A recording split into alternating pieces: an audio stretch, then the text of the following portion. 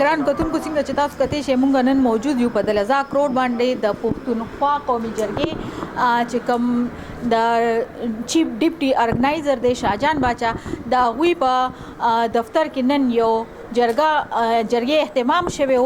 د هغې مشري حاجي شاهجان باچا د پښتونخوا قومي جرګې چې کوم ډیپټي چیف ارګنایزر دی هغوی کړې ده. راځئ دوی سره د جرګې باره کې خبرې کوو. جی وعلیکم السلام. سر دا چې کومه نن جرګه ستاسو په ځای کې اهتمام شوی دی د دې باره کې لږ کتونکو ته خبرې وکړئ. بسم الله الرحمن الرحیم. دا د الله نه ډېر شکرګزار یو چې دا جرګه چې زمونږ په دې قوم باندې شته چې کله جرګه نه وي نو هغه قوم سرسبیلی نو زمونږ دا دواړه فریقین ملګري دي او دواړه دوستان دي. د خپلو کې د پراپرټۍ تنازع د پیسو او الحمدلله دواړه موږ له د دې جرګې په دایره کې اختیار ورکړه او انشاءالله موږ دا جرګه دایره کړه چې د دوی دا مسله ختمه کړو.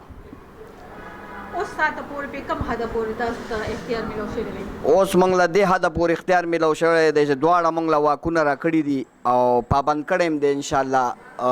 دا هغه فیصله یې راکړې چې تاسو څه فیصله وکړو موږ به دواړه په اعتماد کوو.